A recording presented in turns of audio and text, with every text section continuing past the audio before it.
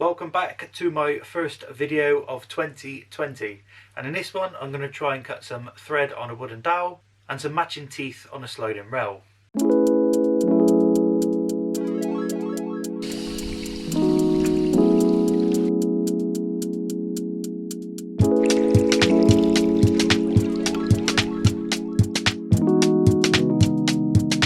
Now in this build it will involve me using some woodworking techniques I've never done before, so it could be a massive fail.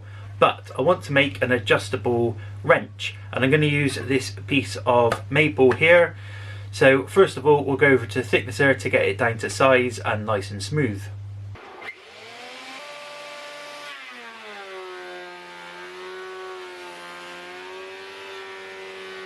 When I purchased this slab of maple it was around 28mm thick. Putting it through a thicknesser, I took it down to about 22mm.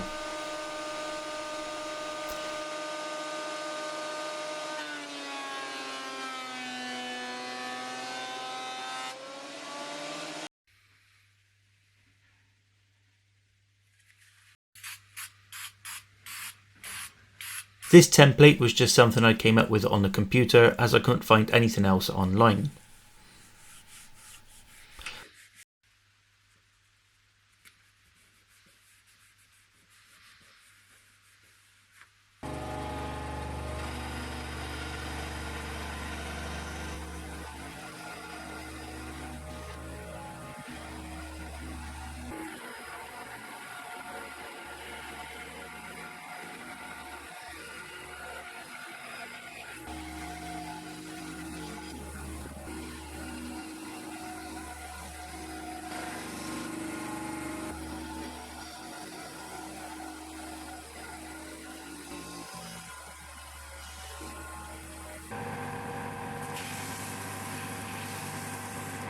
I took my time sanding everything down on the bench sander, as the bandsaw didn't leave the cleanest of finishes.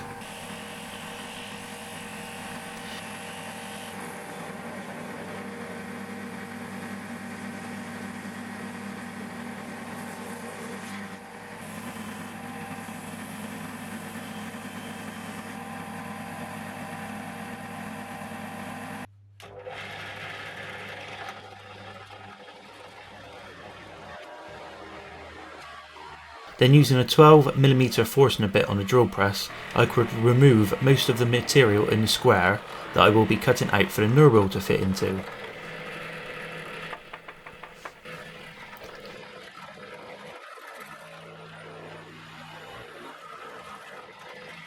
Then I had to drill out a slot for where the sliding jaw will fit in. I used an engineering square to ensure I was drilling a straight hole through the main tool body, and this worked out alright. I didn't do it on a drill press as I thought drilling it into the bench top would help reduce the tear out on the back of the tool. I was wrong.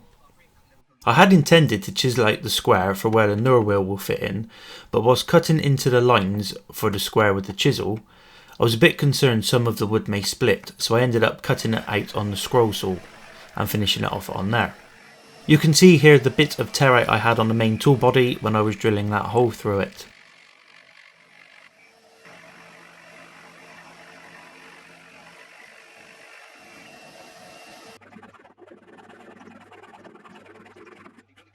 Then after cleaning the edges up with a file, I grabbed my smallest and also bluntest chisel and took twice as long carving out the slot for the sliding jaw to fit into.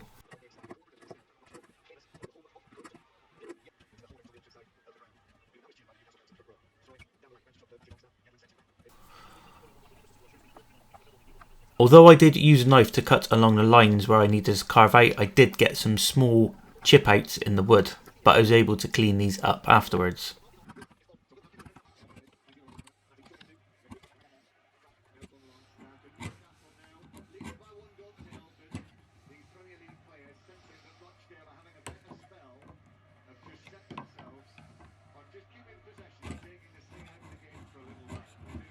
Then for the nurl, I cut out this piece of walnut on the bandsaw, chamfered the edges over, and tapered the front of it to turn it into a dowel. I quickly knocked up this rough and ready doweling jig, then after some adjustment of the chisel to get the right size, I could turn my dowel.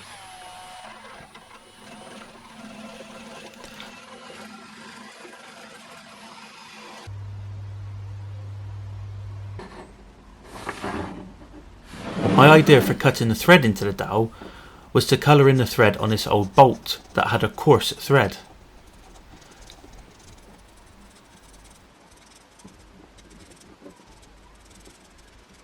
Then roll the bolt and the dowel together so that the ink would transfer to the dowel.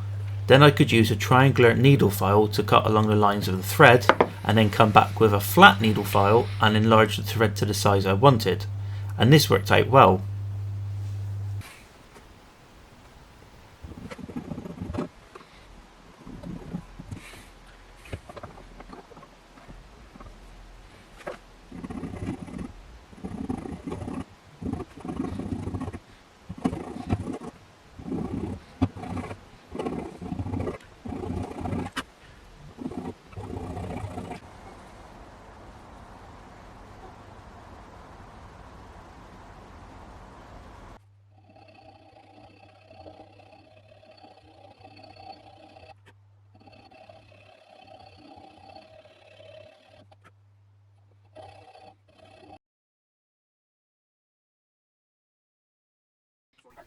Then it was on to the sliding jewel. This took the longest time to make, as it involved a lot of shaping to get it to fit. I ended up using a combination of the coping saw, the bench sander, and finally a lot of hand sanding to get it to fit right.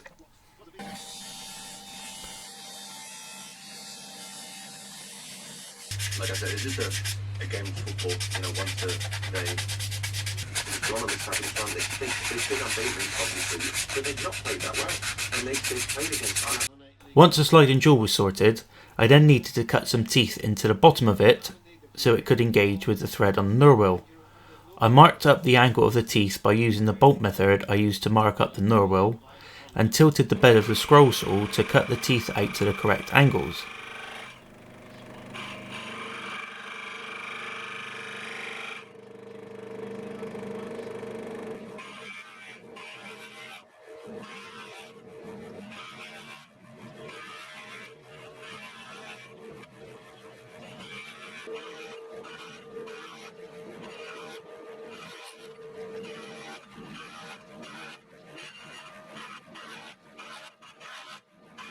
Again, it was back with the needle file to clean up the gaps between the teeth.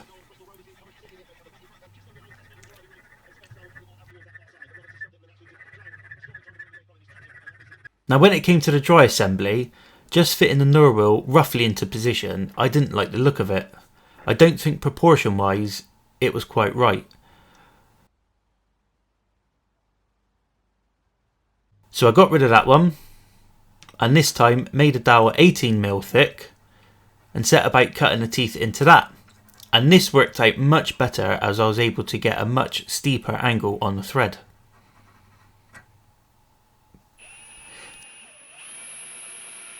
Then I drilled out the hole in the body for where the dowel will go through that the nurl will spin on. I glued it into position with some super glue or CA glue depending where you're from.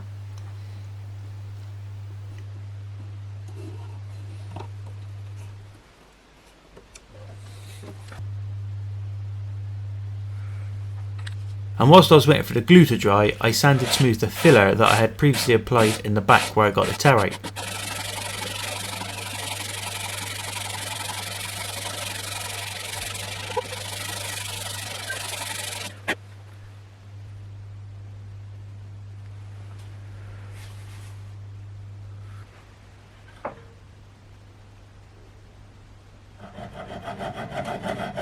Then I could cut off the rest of the dowel.